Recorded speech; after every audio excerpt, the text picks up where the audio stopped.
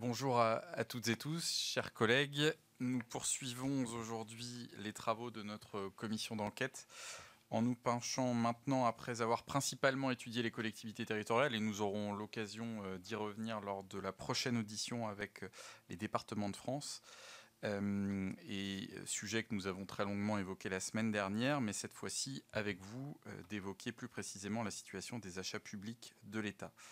Ces dépenses en la matière ont représenté pas moins de 51 milliards d'euros en 2023 pour les seuls marchés de plus de 90 000 euros hors taxes. L'État passe 20 000 marchés par an, c'est bien moins en volume que les collectivités territoriales, mais pour un montant moyen bien plus élevé avec très souvent des opérations d'importance stratégique pour le pays. Nous avons le plaisir aujourd'hui d'accueillir le représentant de l'État acheteur, Monsieur François Adam, directeur des achats de l'État. L'audition du représentant de l'État prescripteur de normes en matière de commande publique en la personne de la directrice des affaires juridiques des ministères économiques et financiers aura lieu dans quelques semaines. Je vous informe que cette audition sera diffusée en direct sur le site du Sénat et fera l'objet d'un compte-rendu publié. Je rappelle également qu'un faux témoignage devant notre commission d'enquête sera passible des peines prévues aux articles 434-13, 434-14, 434-15 du Code pénal, soit 75 000 euros d'amende, jusqu'à 5 ans d'emprisonnement, voire 7 ans en fonction des circonstances.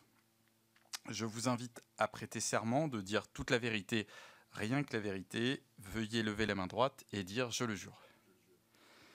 Je vous remercie. La direction des achats de l'État a plusieurs rôles. Vous aurez l'occasion d'y revenir. Elle est à la fois acheteuse, c'est-à-dire qu'elle passe des marchés et est confrontée au quotidien à la rigueur du droit de la commande publique, mais elle est aussi pilote de la stratégie interministérielle d'achat de l'État. Dans ce cadre, vous êtes à la tête d'un réseau d'experts de la commande publique qui irrigue tout l'État et ses établissements publics et mettez à leur disposition un profil d'acheteur unique, la fameuse plateforme des achats de l'État, sous l'acronyme PLACE, dont les conditions d'exploitation ont récemment fait débat. Nous serions donc très intéressés de vous entendre sur la manière dont vous vous assurez de l'efficacité des achats de l'État et de la manière dont vous prenez en charge leur suivi fin à partir des données d'exécution que vous pouvez collecter.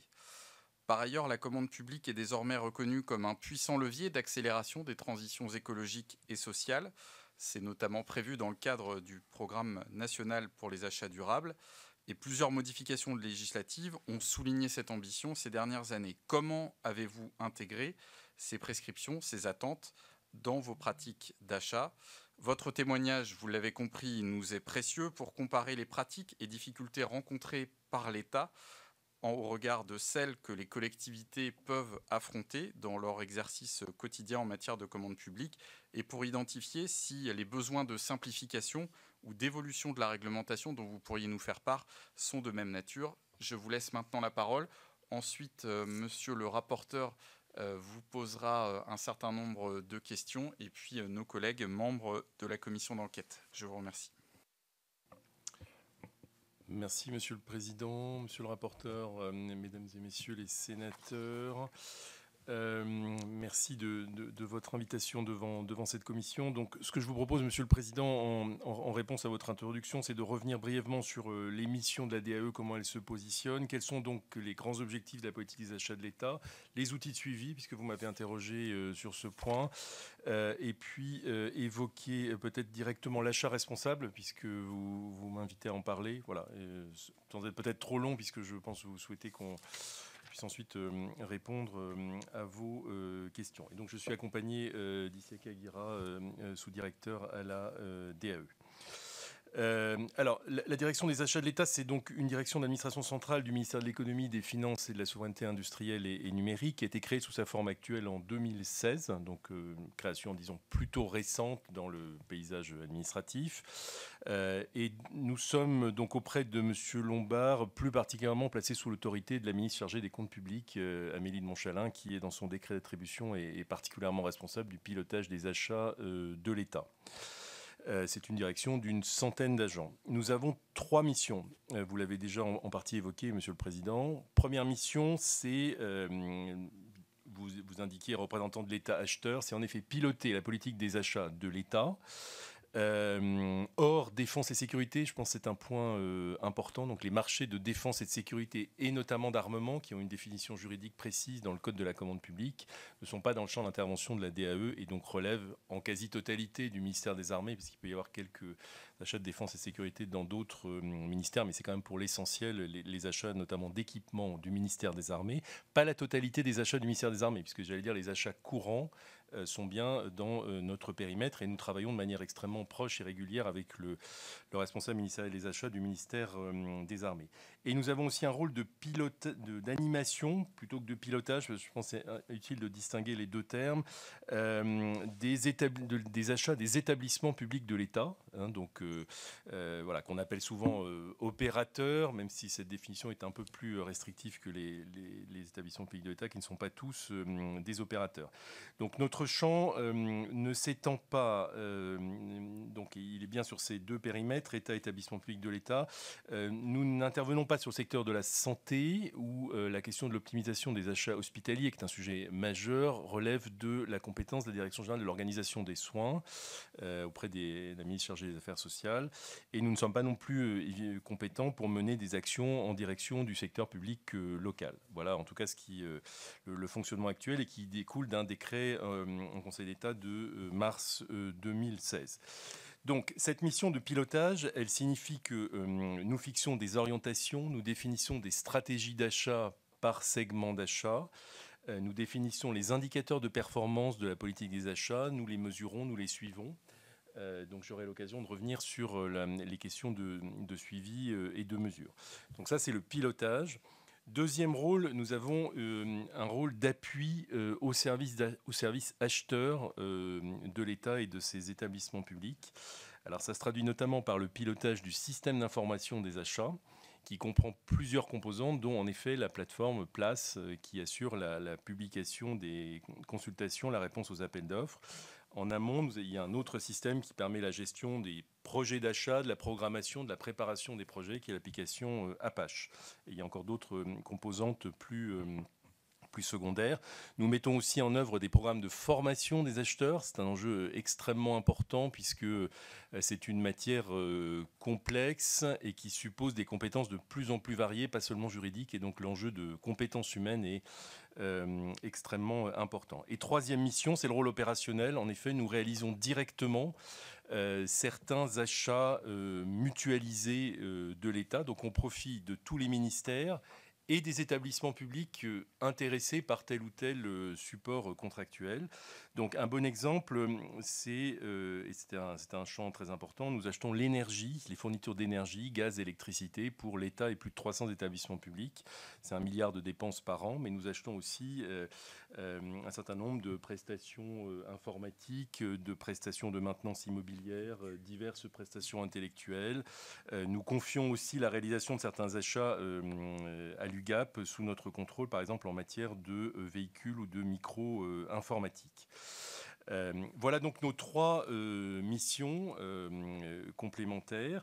Et donc pour les exercer, je pense que c'est un point important, nous sommes, je dirais, d'abord une tête de réseau en relation avec de nombreux acteurs. Donc nous sommes en relation permanente avec tous les ministères, et notamment les responsables ministériels des achats qui sont placés auprès de chaque secrétaire général.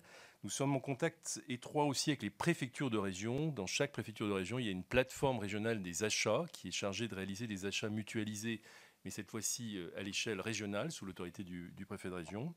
Nous sommes en relation, bien sûr, avec les directions achats des établissements publics de l'État, en pratique des plus grands d'entre eux.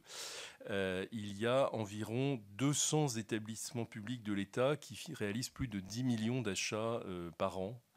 Et donc en pratique, notre action se concentre sur ces 200 établissements. C'est déjà un nombre extrêmement élevé compte tenu de nos moyens. Et puis nous sommes bien sûr en relation avec les autres administrations qui sont intéressées par tel ou tel enjeu de la commande publique, et ces enjeux sont de plus en plus variés.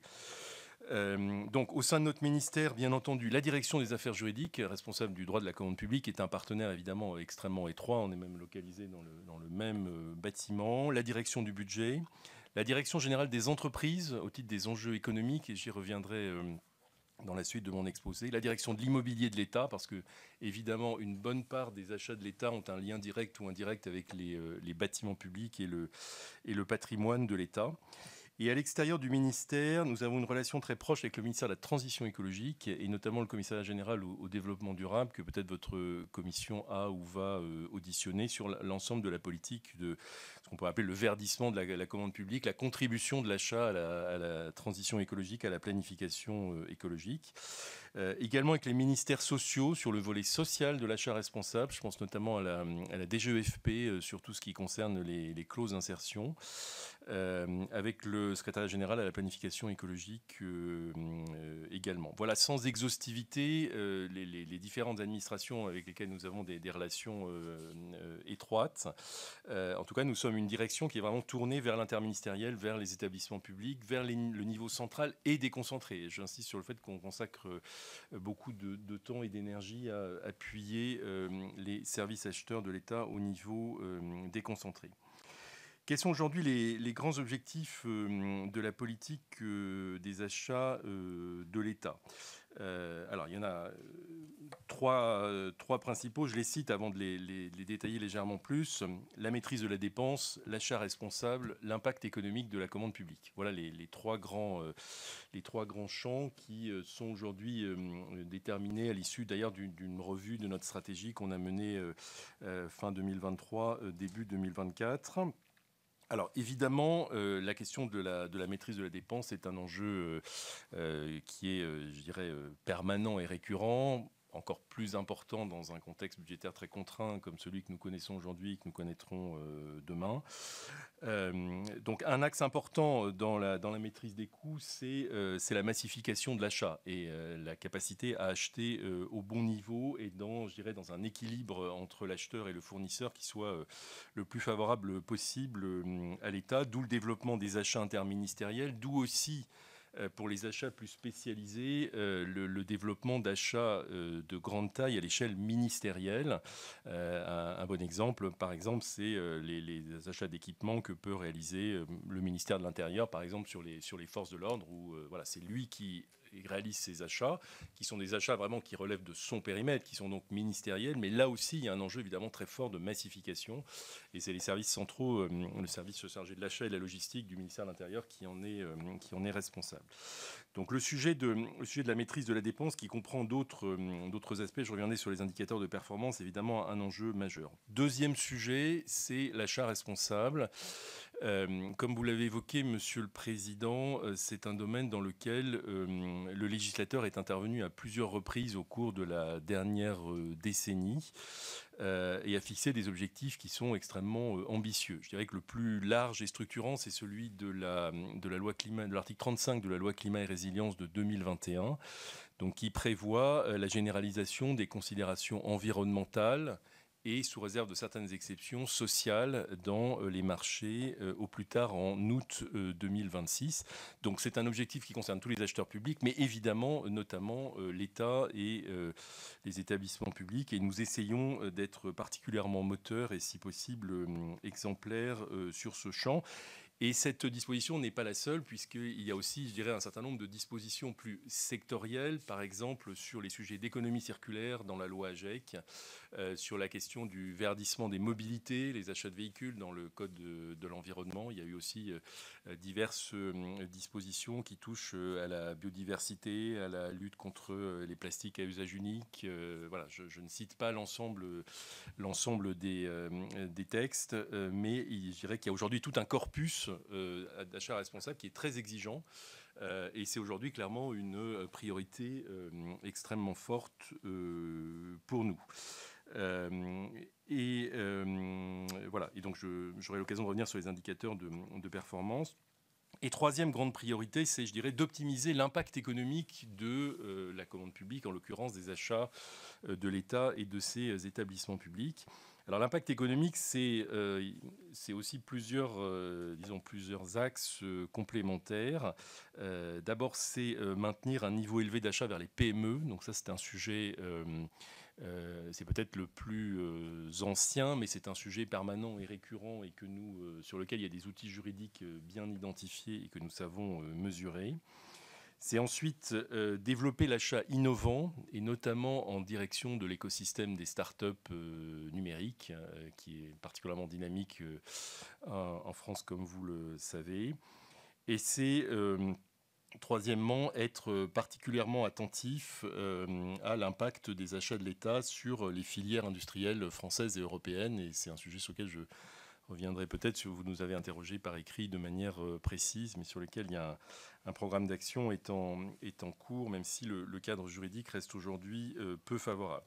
Donc voilà les trois grands objectifs, sachant que évidemment, nous devons atteindre ces trois objectifs, j'allais dire, en respectant deux fondamentaux de l'achat.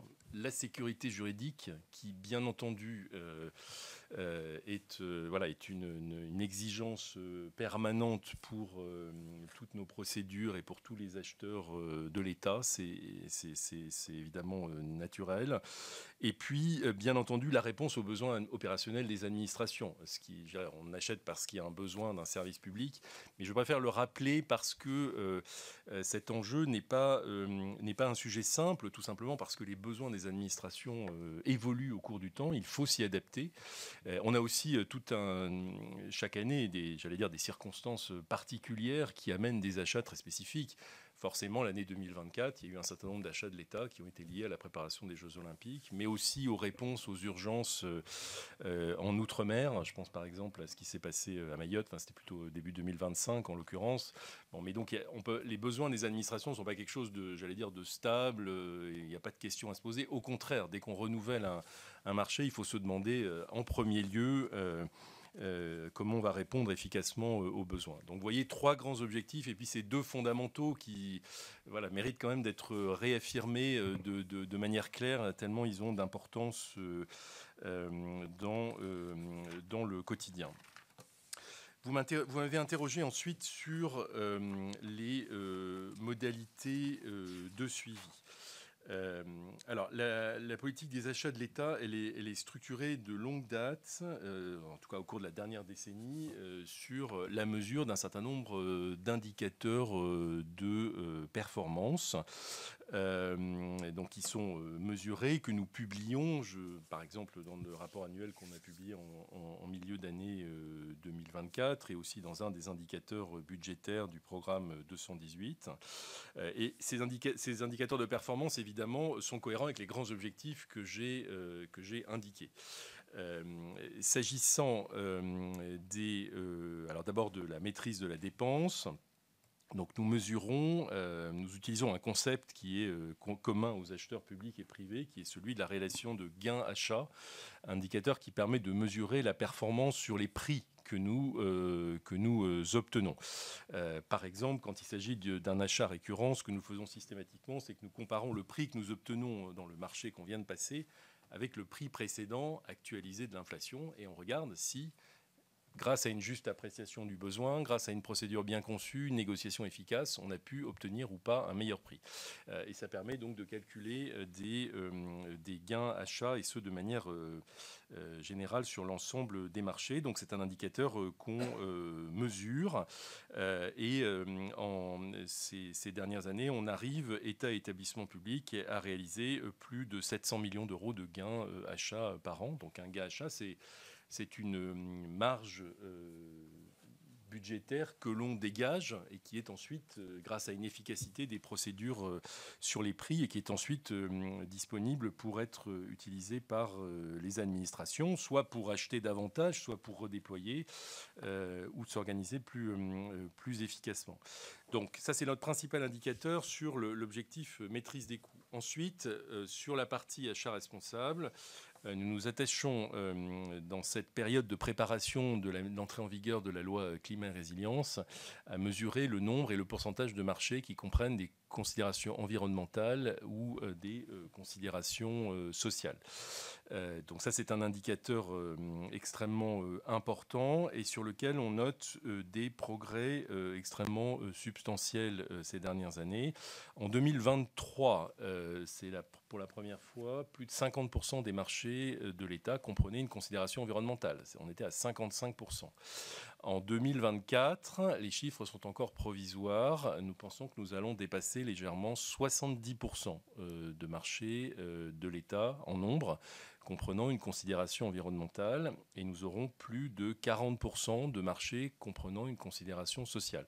Ces chiffres sont encore provisoires, nous sommes en train de les affiner actuellement en lien avec l'ensemble des ministères, mais ils révèlent je pense, une bonne dynamique sur ce sujet d'achat responsable dans les achats de l'État, dynamique qui a d'ailleurs été saluée, je crois, par un rapport public que la Cour des comptes a finalisé au mois de décembre dernier, en 2024, sur la politique d'achat responsable de l'État. Et sur le troisième objectif, donc impact économique de la commande publique, nous savons mesurer, et nous regardons de très près, la part des dépenses d'achat dirigées vers les PME. Donc on était en 2023 à 27%. En 2024, donc en valeur. Là, on n'est pas en nombre de marchés, on est vraiment en dépenses effectives. On devrait être à un pourcentage comparable en 2024. On n'a encore que le chiffre provisoire. C'est un indicateur qui est relativement stable ces dernières années.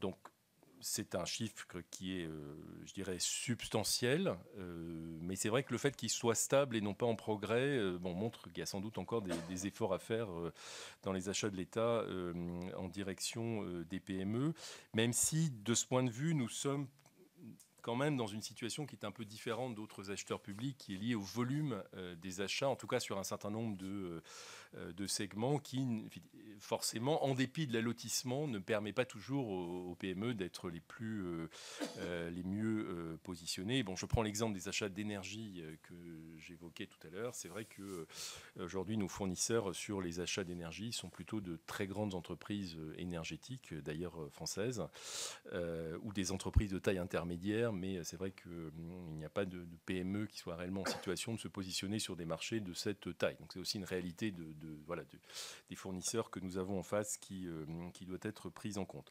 Nous savons aussi mesurer le pourcentage de dépenses en direction des PME innovantes ou des entreprises de taille intermédiaire innovantes. Donc PME et ETI, on était à 8,6% de mémoire. On vous le reconfirmera dans la réponse.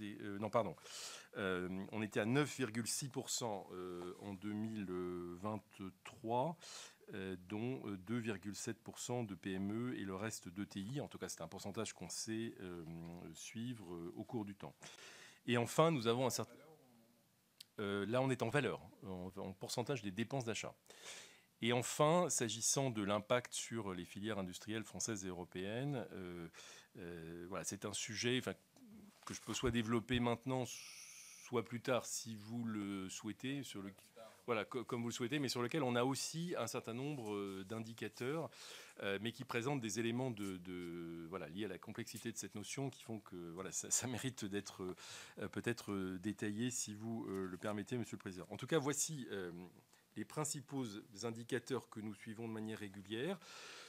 Ce ne sont pas, c'est une description qui n'est pas exhaustive parce que, par exemple, sur le champ d'achat responsable, nous suivons aussi un certain nombre d'indicateurs sectoriels. Par exemple, nous savons mesurer dans les achats de véhicules de l'État la part des véhicules électriques ou hybrides. Nous avons aussi un certain nombre d'indicateurs sur les dépenses de déplacement carbonés ou décarbonés des agents de l'État. Voilà, donc je ne suis pas complètement exhaustif, mais c'est pour illustrer le fait que c'est une politique qui est vraiment assez fortement structurée sur des indicateurs de performance qui sont explicites et qui donc sont suivis au niveau interministériel, mais évidemment ensuite sont détaillés par ministère et peuvent d'ailleurs être aussi détaillés de manière plus fine. et qui donc sont de véritables éléments, je dirais, de suivi d'activité et de performance, pas simplement au niveau de l'État de manière agrégée, mais vraiment jusqu'au niveau du service acheteur. Donc par exemple, chaque responsable ministériel des achats connaît la valeur des différents indicateurs que je viens de vous indiquer à l'échelle de son ministère. Et donc il peut suivre et expliquer les évolutions d'une année à l'autre. Comment nous produisons ces indicateurs ?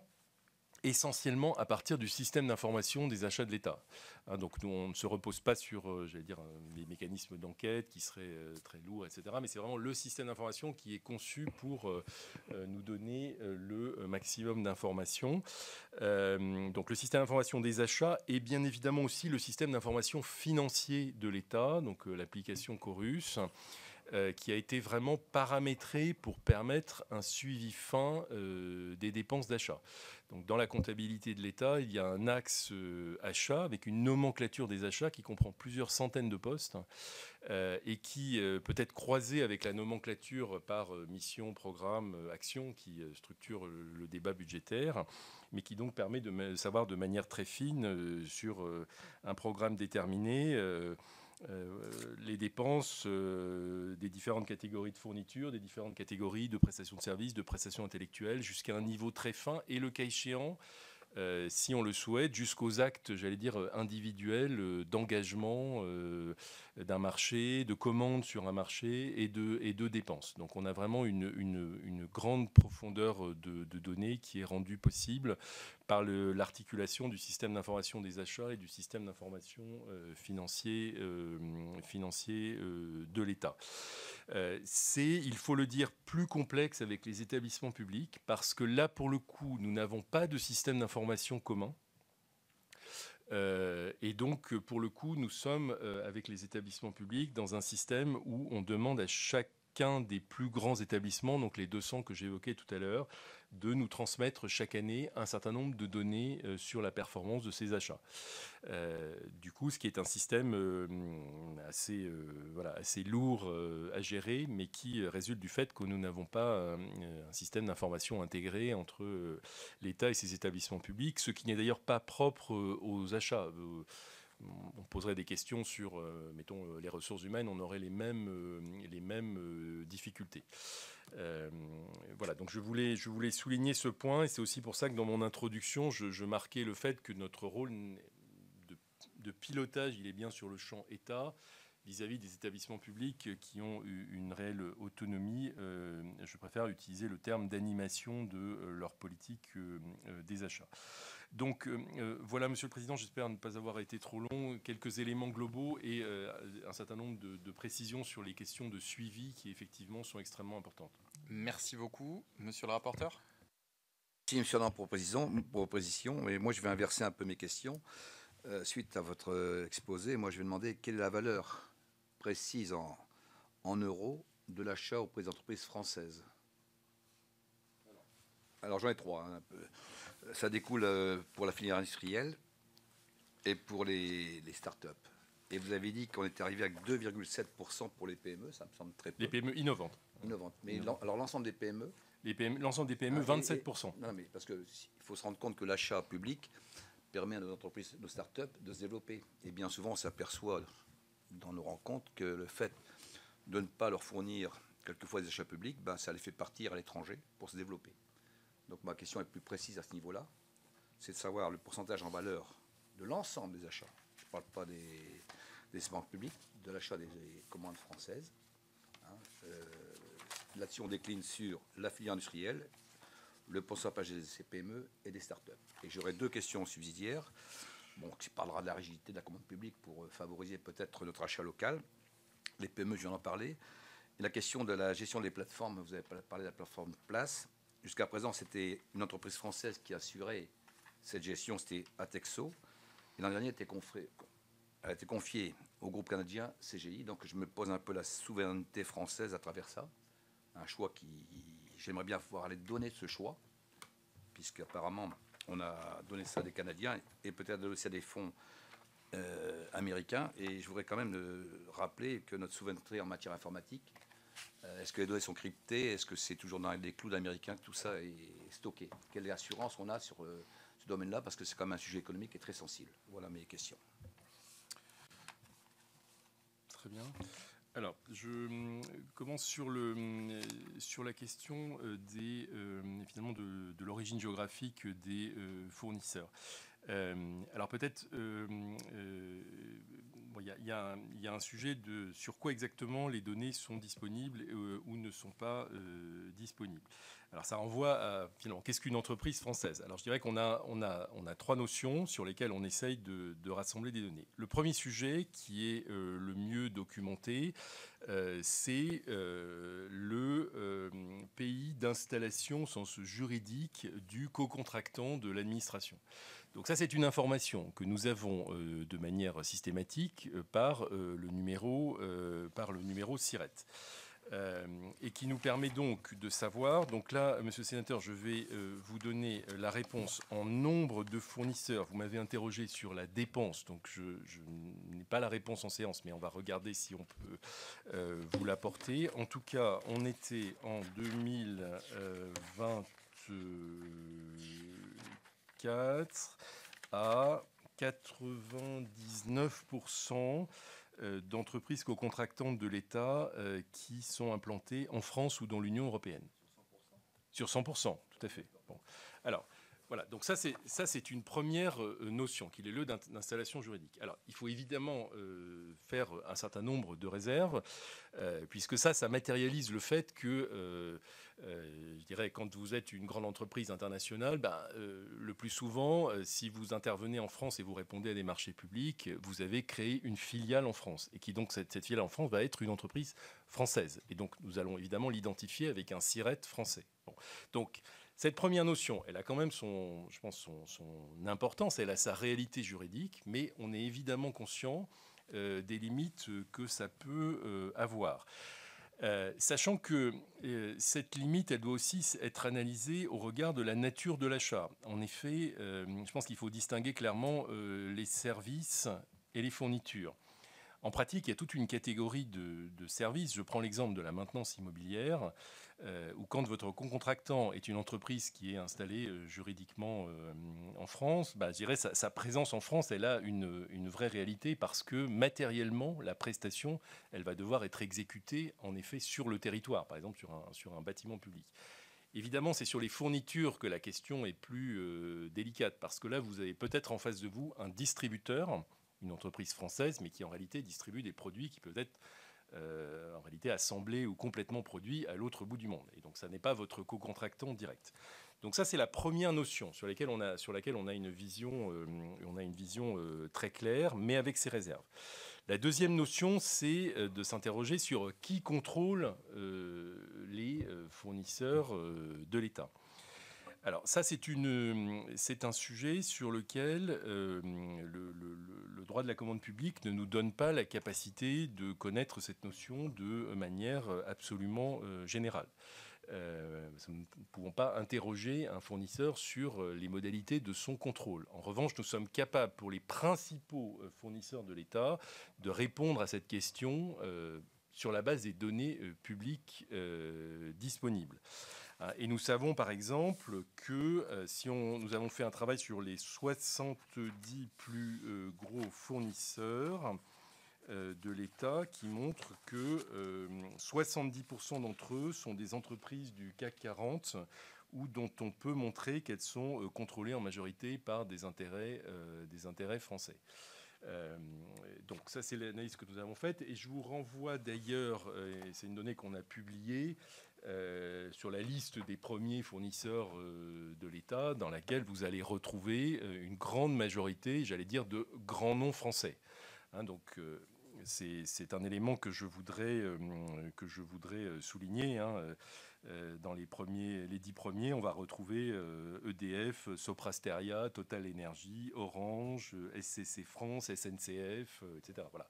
Donc c'est pas tous les principaux fournisseurs, mais quand même les grandes entreprises françaises sont des fournisseurs importants de l'État. Enfin, je voudrais vraiment souligner ce point, même si ça n'est pas à 100%.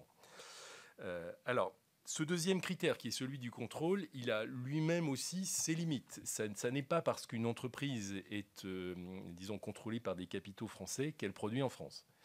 Donc ça, c'est lié au fait que les stratégies industrielles, commerciales des grandes entreprises françaises, et c'est aussi voilà, saluer, les conduit à avoir une approche très internationale. Et donc ce deuxième critère, il est complémentaire du premier, mais il ne décrit pas non plus la totalité de cette réalité. La troisième question, c'est de se demander quel est le lieu effectif de production notamment des fournitures qu'achète l'État. Alors ça, c'est un sujet qui est extrêmement difficile parce que là aussi, le droit de la commande publique ne nous permet pas d'obtenir cette information de manière systématique et générale, mais et pour l'avoir expérimenté depuis 2 ans sur un certain nombre de filières industrielles que le gouvernement considérait comme particulièrement prioritaires, quand on analyse en détail la situation d'un secteur, il est possible, par un dialogue avec les entreprises, par des données publiques disponibles, et en croisant l'ensemble des données, de parvenir à des informations. Alors, je prends plusieurs exemples. Nous savons où sont assemblées les différentes marques de véhicules qui sont achetées par l'État. C'est une donnée sur laquelle il y a des informations. Nous savons aussi où sont produits les micro-ordinateurs qui sont achetés par l'État. Nous avons mené au cours des 2 dernières années des travaux particuliers sur l'acquisition par l'État de panneaux photovoltaïques ou de pompes à chaleur à l'issue d'une étude technique donc de sourçage très précise. On est capable de savoir où les différentes marques ont leurs usines d'assemblage de panneaux photovoltaïques et de pompes à chaleur. Donc sur cette question du lieu d'origine, c'est un sujet qui est difficile parce qu'il faut mener un travail technique très précis, secteur par secteur. Donc ce qu'on dit sur les panneaux photovoltaïques, évidemment, ne se transpose à aucun autre secteur. Il faut les regarder, j'allais dire, un par un. Ça prend du temps, ça demande beaucoup de contacts. Mais notre expérience est que c'est in fine quand même possible de réunir des informations pertinentes sur ce sujet. En revanche, ça ne permet pas d'établir une statistique générale sur le lieu de production effectif, j'insiste sur ce troisième critère qui est vraiment difficile, des biens et services achetés par l'État. Donc voilà, monsieur le sénateur, j'espère vous avoir donné, peut-être pas exactement la réponse à votre question, mais en tout cas des éléments d'éclairage, mais je voulais en tout cas souligner la difficulté du sujet, la nécessité de, comme vous le voyez, de combiner plusieurs approches qui ont chacune leurs limites. Une entreprise juridiquement française n'est pas toujours contrôlée par des capitaux français, ne produit pas toujours en France. Et inversement, il y a aussi des entreprises européennes qui produisent en France. Enfin bref, on a tous les cas de figure, compte tenu de l'internationalisation des chaînes de valeur. Et c'est un élément de difficulté important que nous rencontrons.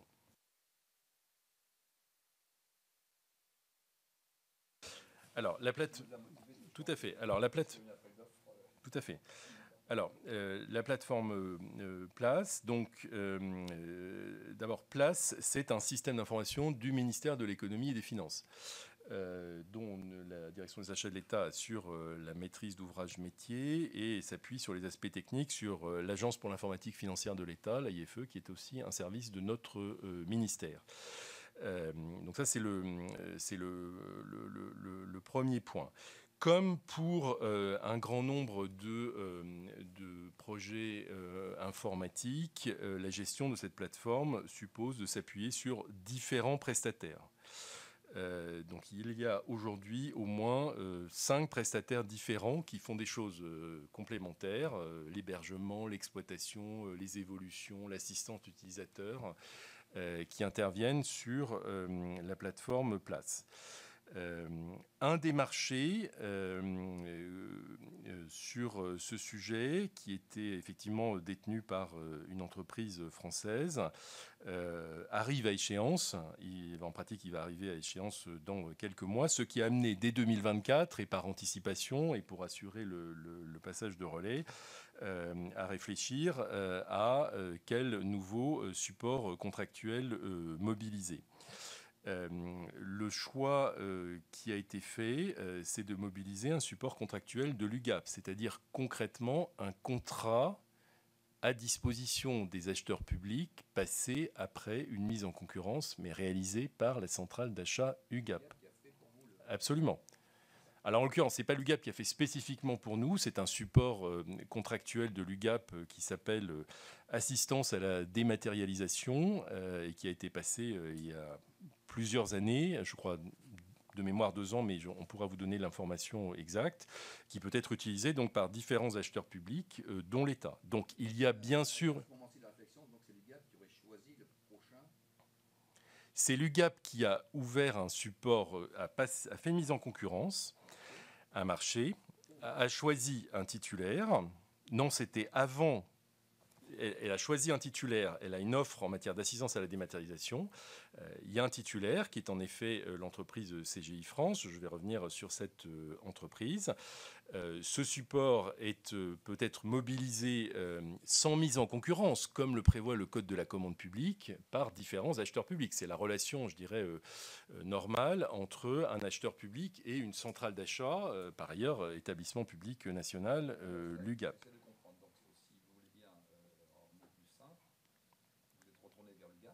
Oui. Qui a pris votre commande en compte. Oui. Et vous avez reçu, moi je vais mettre le micro, de l'UGAP, des recommandations. Parce que, est-ce qu'il y a eu une vraie mise en concurrence? Parce que moi j'essaie de comprendre entre votre souveraineté, puisque vous êtes la commande publique, et vous repassez par l'UGAP pour passer un marché, alors que vous êtes apte à le faire vous-même. Oui. Sinon il n'y aurait pas 100 personnes autour de vous. J'essaie de comprendre le mécanisme de repasser sous l'UGAP pour passer un marché alors que vous êtes apte à le faire.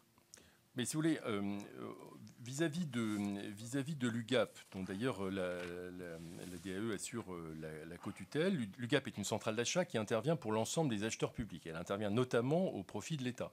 Donc quand l'UGAP a une offre contractuelle qui nous paraît répondre à notre besoin, nous n'avons pas de raison de lui faire concurrence en passant un marché sur le même sujet. Nous recourons à l'offre de l'UGAP, nous faisons confiance à l'UGAP, avec laquelle nous avons d'ailleurs des relations proches. Donc sur ce cas précis, il nous a semblé que l'offre de l'UGAP était pertinente, qu'elle avait évidemment été précédée d'une mise en concurrence et que nous pouvions donc nous appuyer sur cette offre et recourir aux prestataires retenus par l'UGAP. Donc je dirais qu'on est dans le cadre de la relation entre un acheteur public et une centrale d'achat qui a une offre existante. C'est ça qui s'est passé. D'un point de vue théorique, il aurait été possible de passer un marché dédié. Ça ne nous est pas apparu la solution la plus efficace puisqu'il y avait, en l'occurrence, sur ce sujet, une offre disponible. Donc ça, c'est sur la procédure. Le deuxième sujet, c'est que l'entreprise CGI France donc, ne va être que un des prestataires intervenant sur l'application Place. C'est bien un groupe canadien. Alors, l'entreprise en question, c'est l'entreprise CGI France. Donc, on retombe, je dirais, sur les sujets que j'abordais juste avant. C'est la filiale française qui est donc qui est une entreprise de services informatiques qui a ses salariés implantés en France, qui est en effet la filiale d'un groupe canadien à contrôle canadien, CGI.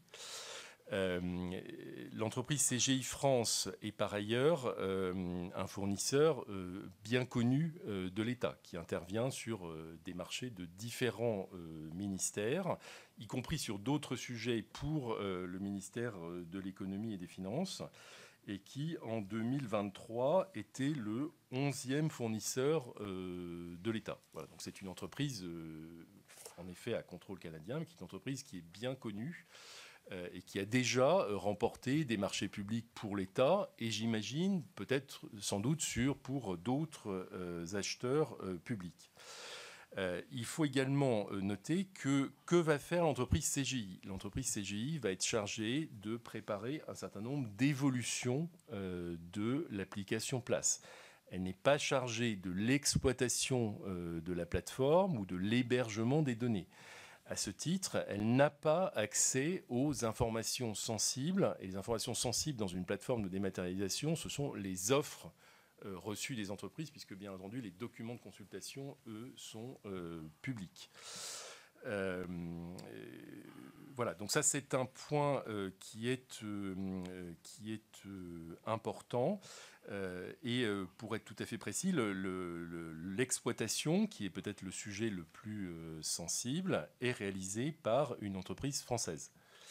Voilà, je voulais vraiment souligner ce point.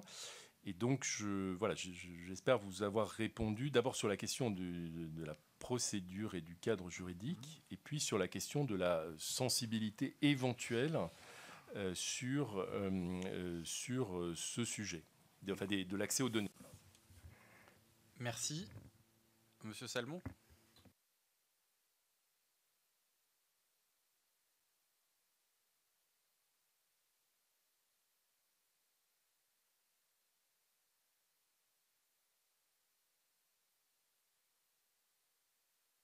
Celui-ci est bien parfait. Merci, Monsieur le Président. J'avais quelques questions, mais il y en a une, j'ai compris avec un certain nombre d'indications que vous avez données sur l'énergie, qui est certainement un des points importants. Le fournisseur, vous avez parlé d'EDF, vous avez parlé de Total Energy, donc je pense que ces fournisseurs se trouvent, les principaux fournisseurs se trouvent là. Quelle est déjà la consommation d'énergie de l'État, d'une manière générale? Quelle est, alors, donner cela en mégawattheures et je pense plutôt peut-être en térawattheures. Quel est le coût et est-ce que vous avez donc des indicateurs, enfin une critérisation qui amènerait à valoriser donc les productions d'énergie renouvelable sur ce sujet-là? Sinon, ce qui avait fait beaucoup de bruit, ça avait été à un moment l'achat de treillis, de vêtements pour l'armée qui étaient faits à l'extérieur de la France. À un moment où on parle de souveraineté, on parle vraiment où la défense reprend toute sa place. J'aurais voulu savoir où ça en était aujourd'hui. Et puis, on a parlé des achats faits en France, mais nous sommes dans l'Union européenne. Avez-vous également une critérisation pour favoriser les achats, à défaut de les avoir en France, de favoriser ce qui est produit en Union européenne? Voilà, merci. Merci. Monsieur Adam, je vous laisse répondre.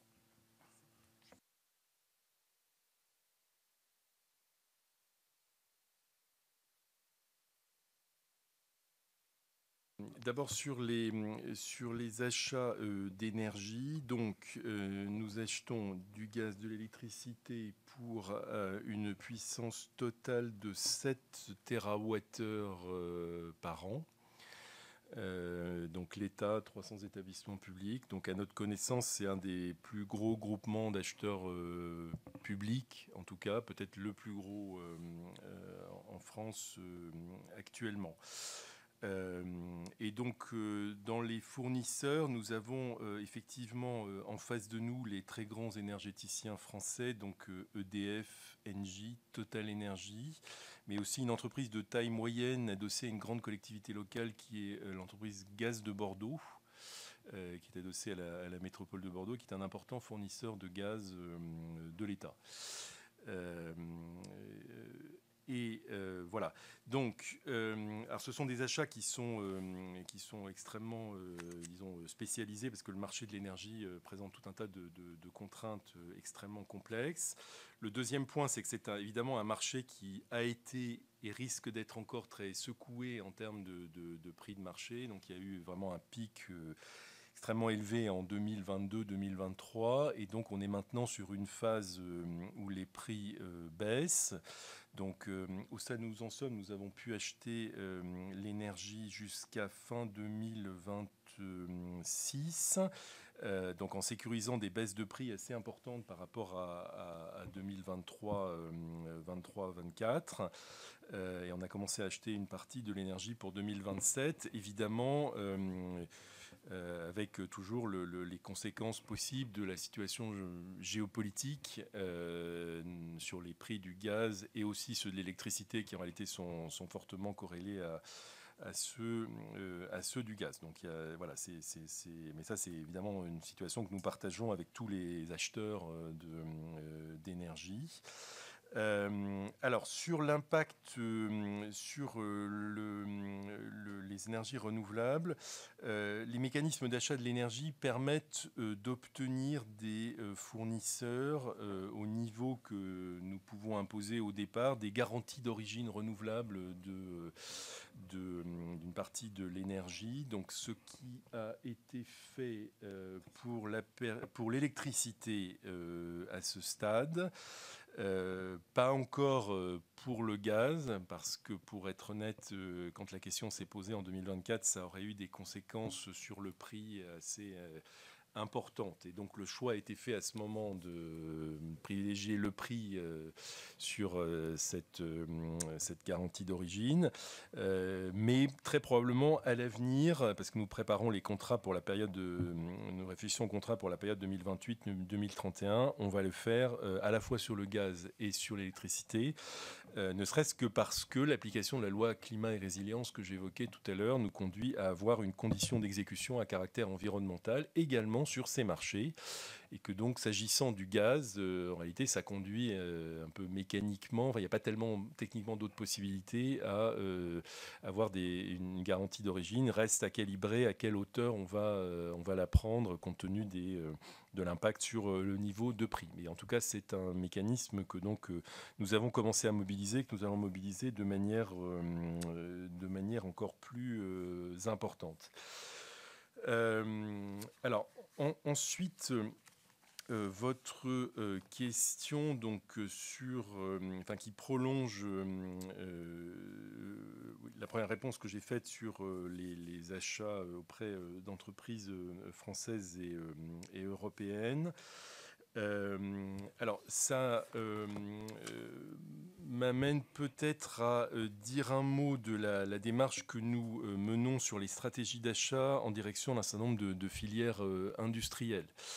Donc c'est un sujet qu'il faut replacer dans le cadre large de la politique de réindustrialisation, de souveraineté économique, qui n'est pas un sujet, je dirais, complètement nouveau, qui a été fortement porté ces dernières années, mais qui, évidemment, dans le contexte géopolitique le plus récent, prend une importance sans doute encore croissante. Donc c'est un domaine dans lequel, vous le savez, en l'état, le cadre juridique européen et national nous donne assez peu d'outils. On a un cadre qui repose sur la liberté d'accès des entreprises au marché public au niveau européen. Donc il n'est pas possible de mobiliser explicitement et de manière générale une préférence européenne ou nationale pour l'attribution des marchés, même si quelques évolutions du droit européen ces dernières années ont ouvert une porte en ce sens, et je pense notamment au règlement Net Zero Industry Act, donc NZIA, de juin 2024.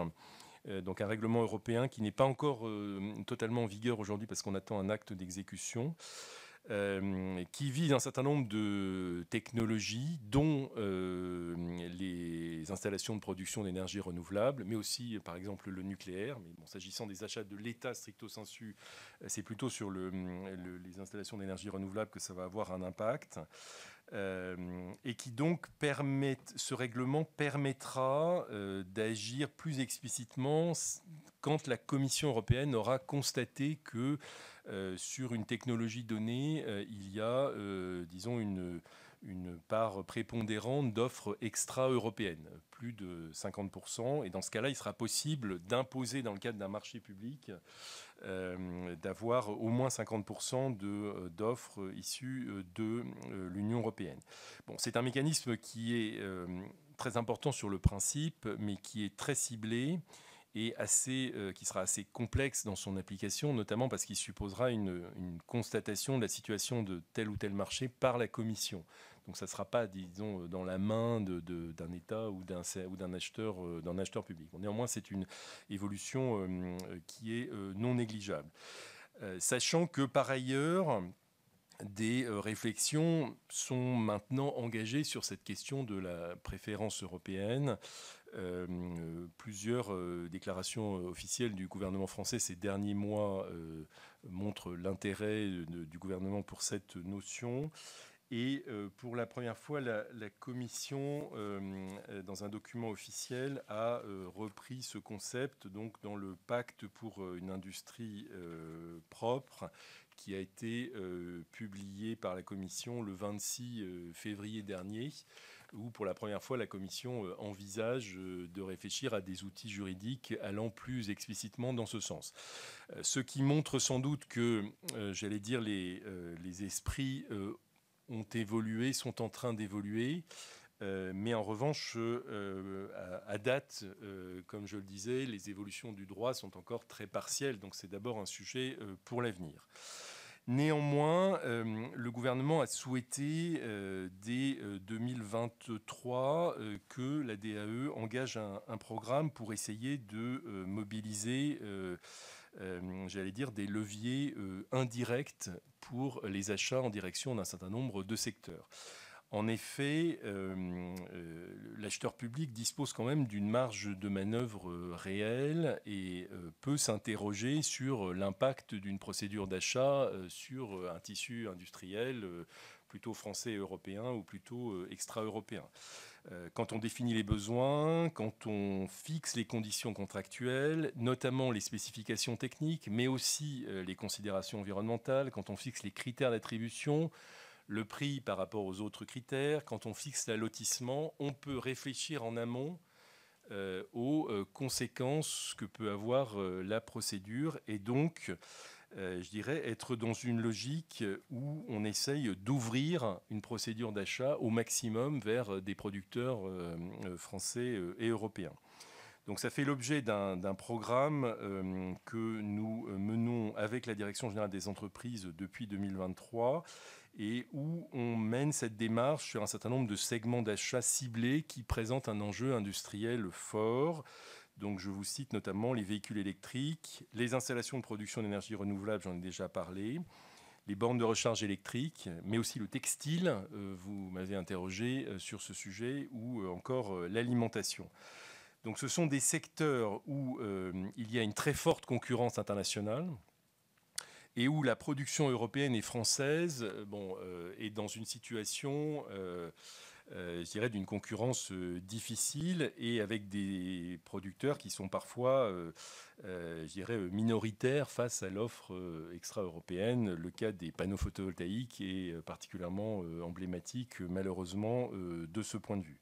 Donc sur ces différents sujets, qu'est-ce que nous faisons ? Nous procédons à une analyse très précise de l'offre disponible. Nous réfléchissons à l'organisation contractuelle de nos achats et nous élaborons donc des stratégies d'achat qui sont des documents assez longs et techniques pour déterminer comment à l'avenir on va lancer des marchés de l'État portant par exemple sur les panneaux photovoltaïques ou les pompes à chaleur, pour prendre deux exemples sur lesquels nous avons émis des stratégies d'achat assez récemment, dans un cas mi-2024 et dans l'autre cas en janvier dernier. Et donc cette démarche a donné de premiers résultats en 2024, par exemple sur les achats de véhicules. Il est encore trop tôt pour se prononcer sur les résultats obtenus sur les autres sujets, mais en tout cas c'est un travail qui est déjà mené, engagé, parce que nous croyons que dans l'immédiat, à défaut d'avoir un cadre juridique favorable, nous avons quand même un certain nombre de marges de manœuvre qui peuvent avoir un impact sur les filières industrielles françaises et européennes et venir en appui de la politique de réindustrialisation. Voilà en tout cas le travail que nous menons actuellement, sachant que bien sûr les évolutions futures du droit pourront être un levier encore beaucoup plus puissant, mais qui n'a pas d'impact immédiat. Merci beaucoup. Moi, j'aurais quelques petites questions complémentaires. Tout d'abord, sur la définition fonctionnelle des besoins. Parce que là, on voit bien dans la présentation que vous avez faite des différentes directions qui interviennent dans l'acte d'achat pour l'État.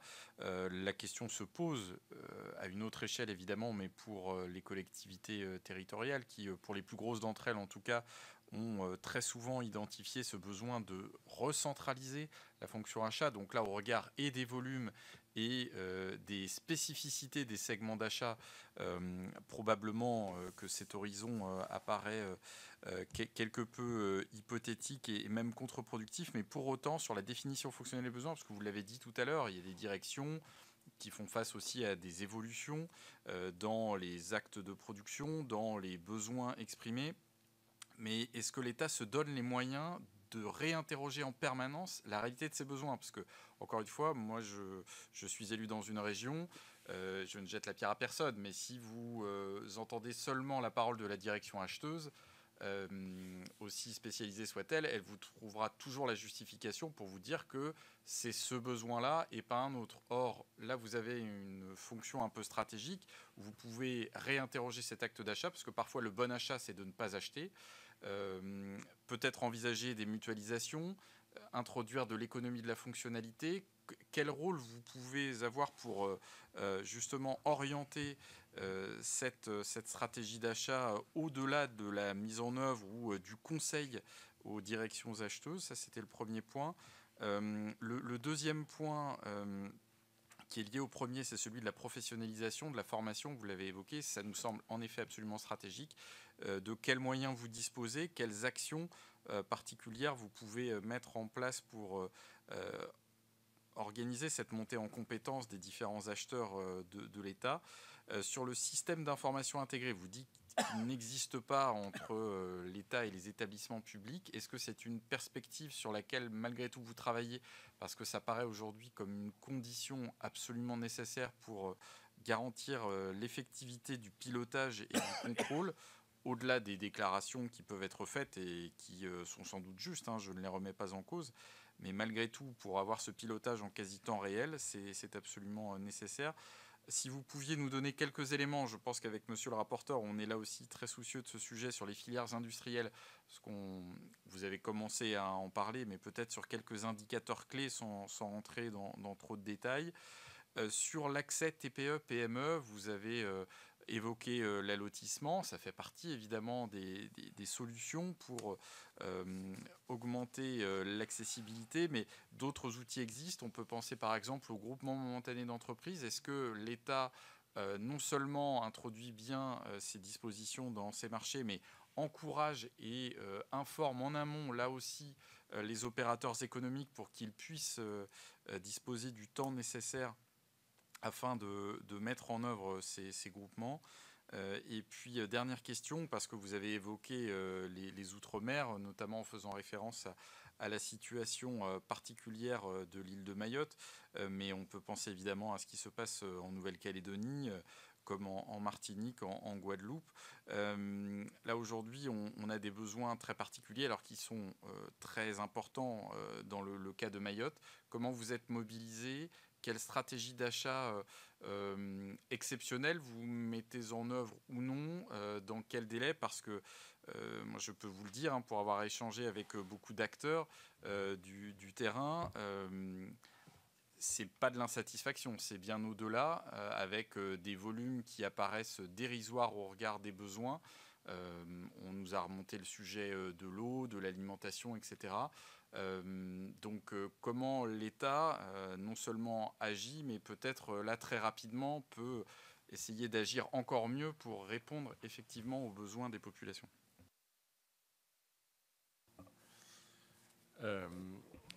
Alors, je vais essayer de répondre sur les différents points, Monsieur le Président. Sur la définition des besoins, pour nous, c'est vraiment quelque chose qui est fait de manière totalement systématique.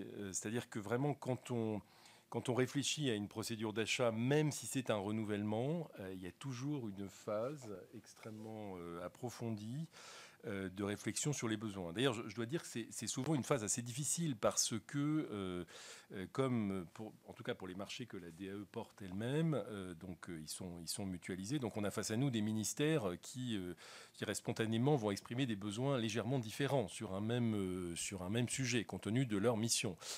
Or ça, c'est généralement pas une bonne chose dans le cadre d'un acte d'achat, dans lequel il est préférable de rechercher, si possible, une certaine standardisation du besoin. C'est généralement le mieux pour obtenir de bons prix et avec des périmètres suffisamment larges.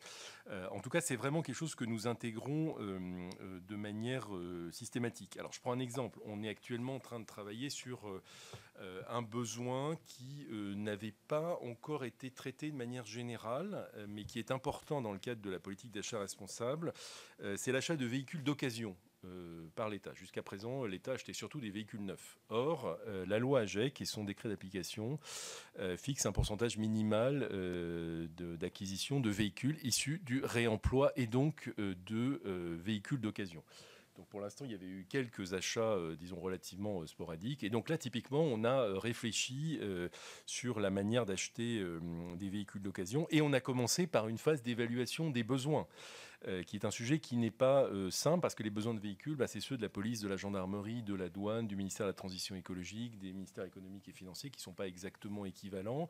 Et donc l'attitude face à des véhicules d'occasion, qui ne sont pas exactement les mêmes que des véhicules neufs, dans leur performance, dans leur coût d'entretien, etc., peut-être, c'est une phase qui a nécessité un dialogue très approfondi qui a pris plusieurs mois et nous venons seulement d'aboutir à un projet de stratégie d'achat sur les véhicules d'occasion. C'est un exemple parmi d'autres, mais en tout cas c'est vraiment un sujet qui est regardé de manière systématique et avec l'objectif, au regard notamment des enjeux de coût, de parvenir autant que possible à une certaine standardisation des achats. Autre exemple, sur la micro-informatique, où les marchés de l'État ont été renouvelés récemment, il y a eu un gros effort pour essayer de standardiser, donc d'avoir des modèles au meilleur prix, parce qu'autrement, chacun arrive avec des prescriptions techniques légèrement différentes, vous pouvez bien l'imaginer vu la diversité de l'offre, et donc ça n'est pas du tout efficace en termes d'achat. Sur la professionnalisation, donc nous avons mis en place des programmes de formation qui sont des programmes de formation modulaires, dans la mesure où l'achat, c'est à la fois la dimension juridique, les procédures, mais aussi des aspects tenant à la relation fournisseur, à l'exécution financière des marchés et aux enjeux d'achat responsable. Donc nous avons donc une offre qui est ouverte à tous les ministères et qui concrètement est opérée par l'IGPDE, qui est l'Institut de formation du ministère de l'économie et des finances. Et un certain nombre de ministères ont des offres de formation complémentaires. Un des axes importants pour les années à venir, c'est de développer les formations aux enjeux environnementaux de l'achat public. Donc nous mettons en place à partir de cette année des formations certifiantes à l'achat responsable. Et nous souhaiterions que d'ici 3 à 4 ans, tous les acheteurs de l'État aient pu être formés au moins une fois à l'achat responsable. Donc ça vous donne une illustration de ce sujet qui est évidemment difficile parce que, comme dans toutes les administrations, dans toutes les collectivités publiques, on a aussi un turnover qui est non négligeable. Donc évidemment, il y a des gens qui partent, il faut reformer les nouveaux entrants. Enfin, c'est les problèmes, je dirais, classiques de formation, mais qui sont assez marqués en matière d'achat parce que ça n'est pas, je dirais, une fonction sur laquelle il y a beaucoup de formations initiales pour les fonctionnaires de catégorie A ou de corps dédiés, comme on peut l'avoir dans d'autres domaines. Et donc, si on compare, par exemple, par rapport à la fonction financière ou à la fonction juridique, il est clair que c'est beaucoup moins développé. Donc, finalement, ça veut dire que pour professionnaliser des agents publics sur les achats, c'est souvent en cours de carrière et non pas au début. Donc, c'est pour ça qu'il faut donc leur proposer une formation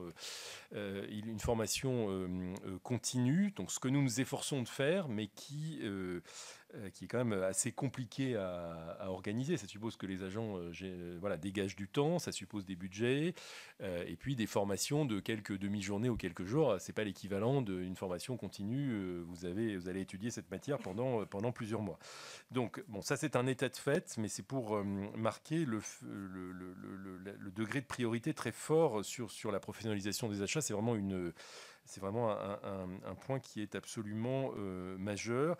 Malgré tout, je voudrais souligner le fait qu'il nous semble que, s'agissant de l'État, en tout cas, que nous voyons de près, il y a eu des progrès importants au cours de la dernière décennie, notamment parce que au niveau central, les ministères ont vraiment regroupé leurs fonctions achats dans des services ou des sous-directions dédiées qui ont vraiment une taille critique en la matière, ce qui facilite, je dirais, la constitution de compétences, la gestion du turnover. C'est un point qui est vraiment majeur.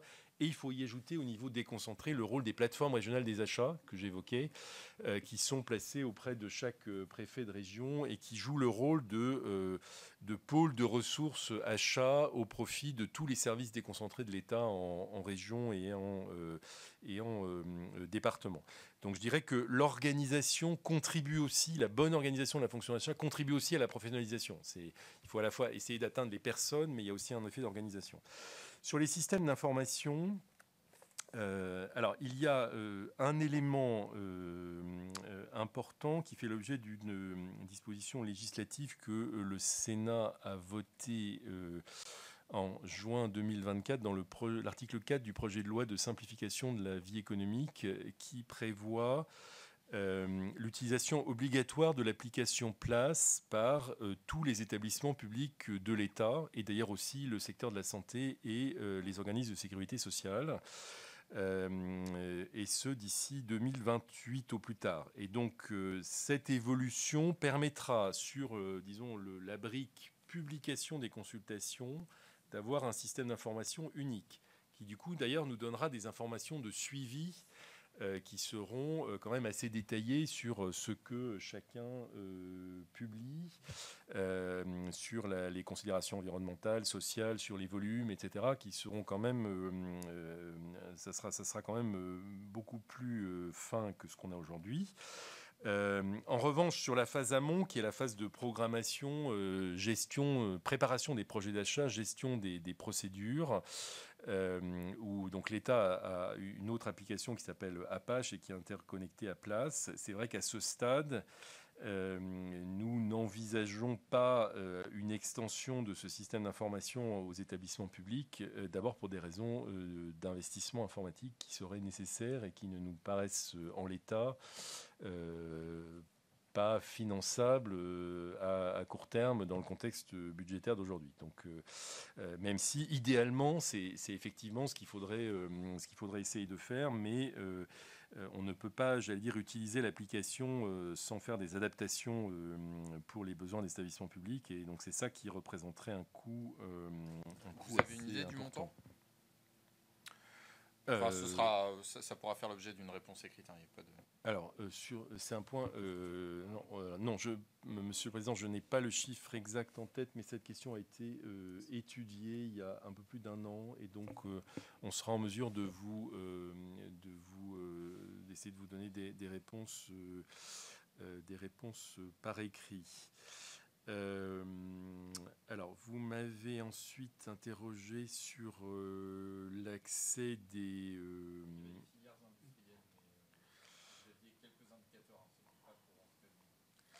Alors, sur les filières industrielles, donc, comme je l'évoquais, la filière sur laquelle on a travaillé le plus tôt, ce sont les achats de véhicules.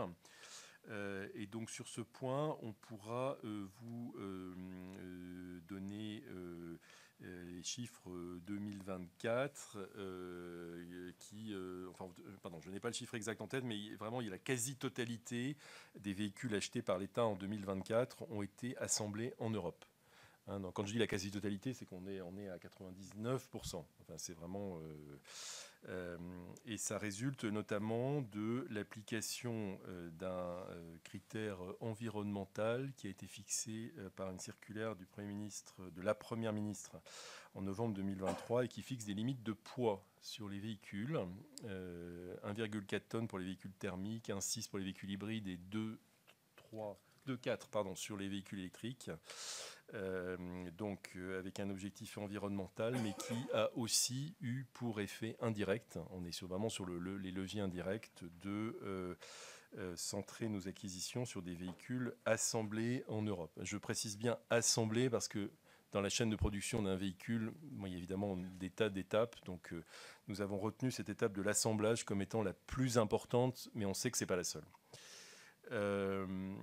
Sur l'accès des PME, je dirais que comme les besoins, c'est quelque chose qu'on essaye d'examiner systématiquement quand on élabore une stratégie d'achat. C'est-à-dire de se demander, en organisant un support contractuel de telle ou telle manière, est-ce que c'est plutôt favorable, plutôt défavorable aux PME ? Je prends un exemple sur les marchés de maintenance immobilière qui sont quand même un sujet très important pour nous. Alors maintenance immobilière au sens large, c'est par exemple aussi le nettoyage. Une analyse que l'on fait généralement, c'est qu'il faut éviter de passer les marchés au niveau national parce que ça serait très défavorable aux PME. Et donc nous nous organisons plutôt sur des marchés passés au niveau régional par les plateformes régionales des achats, qui elles-mêmes, d'ailleurs, le plus souvent, les découpent en un certain nombre de lots. Les régions sont parfois de grande taille, comme vous le savez. Et typiquement, c'est vraiment un domaine dans lequel on a énormément de PME qui répondent. Donc c'est un exemple assez, assez emblématique du fait que le choix d'allotissement, il est très très important pour permettre l'accès des PME. Et en tout cas, l'État essaye vraiment de s'y attacher de manière assez systématique. Alors, vous m'avez interrogé sur les groupements momentanés d'entreprises et les efforts qu'on pouvait faire pour les rendre possibles ou signaler cette possibilité. Là, je dois dire que je ne sais pas vous répondre spécifiquement sur ce point en séance. Enfin, on peut rassembler. Alors ensuite, l'outre-mer. Alors c'est effectivement une situation qui est extrêmement particulière, non pas d'ailleurs parce que Alors il y a le cas de la situation d'urgence à Mayotte, je reviens dessus immédiatement, mais de manière générale, les besoins des administrations de l'État outre-mer et en métropole, j'allais dire, ne sont pas si différents. En revanche, ce qui est extrêmement différent, c'est le tissu de fournisseurs qu'on a en face de soi, sachant qu'il y a beaucoup de cas où des entreprises qui sont capables de rendre un service, de délivrer des fournitures en métropole, ne le font pas forcément dans les DROM ou dans tous les DROM. Il y a un certain nombre d'offres, y compris de l'UGAP, qui ne sont pas disponibles dans les DROM. Et les entreprises locales, je dirais, selon les segments et selon les DROM, on a une situation qui est extrêmement variable. Enfin, on peut avoir des situations quasi monopolistiques sur certains segments, plusieurs acteurs locaux dynamiques sur d'autres. Enfin, c'est extrêmement différent. Évidemment, la situation de chaque DROM est très particulière. Du coup, c'est un sujet sur lequel on est conscient du fait qu'il y a encore des progrès à réaliser, parce que assez souvent, les administrations d'État ont du mal à répondre tout simplement à leurs besoins opérationnels. Jamais on revient dans ces territoires au basique du basique pour fonctionner et tout simplement se faire livrer. Enfin, c'est souvent ça la difficulté de base.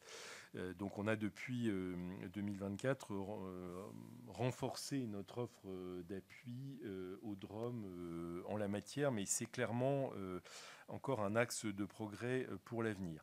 Sur le cas particulier de Mayotte, je pense qu'il faut distinguer deux choses. C'est-à-dire que sur la question des volumes et donc de ce que l'État peut ou souhaite mettre à disposition des administrations, des collectivités, des populations, c'est vraiment un sujet qui relève, de la gestion de crise sous la responsabilité principale du ministère de l'Intérieur. Donc nous, direction des achats, on est intervenu plutôt en appui pour proposer des supports contractuels disponibles de nature à répondre aux besoins identifiés de manière urgente. Et on a également mobilisé l'UGAP qui a pu, sur tout un tas de sujets, répondre aux demandes de différents ministères sur des sujets d'urgence ou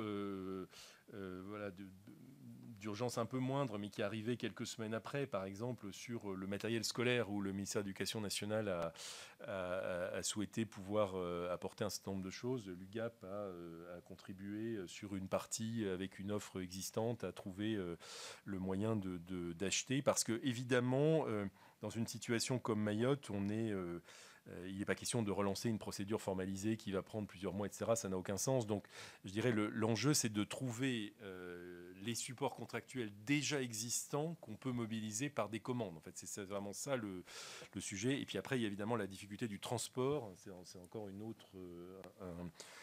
autre sujet. Donc, on s'est vraiment, notre action a été vraiment centrée sur cette phase de détection de supports contractuels, hein, mais pas, nous n'avons pas du tout, je dirais, été directement partie prenante du process décisionnel sur les questions d'expression de besoins et de volumétrie de l'intervention de l'État dans cette situation d'urgence.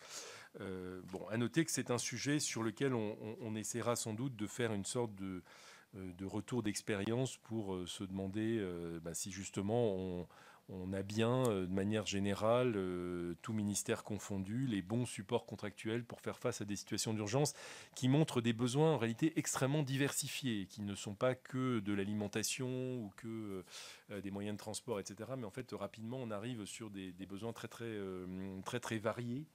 Et donc, c'est beaucoup plus large qu'on ne peut le croire initialement, peut-être. Voilà, donc, Monsieur le Président, quelques éléments sur le sujet ultramarin. Merci beaucoup, Monsieur Adam. Nous avons quelque peu dépassé le temps prévu. Monsieur le rapporteur, c'est bon pour vous? Écoutez, merci. Merci. Et puis, nous poursuivrons nos échanges de toute façon dans le cadre du questionnaire qui vous a été adressé et puis des éléments complémentaires que vous pourriez nous apporter. Merci. Monsieur le Président, on reste à la disposition de l'ensemble de la Commission.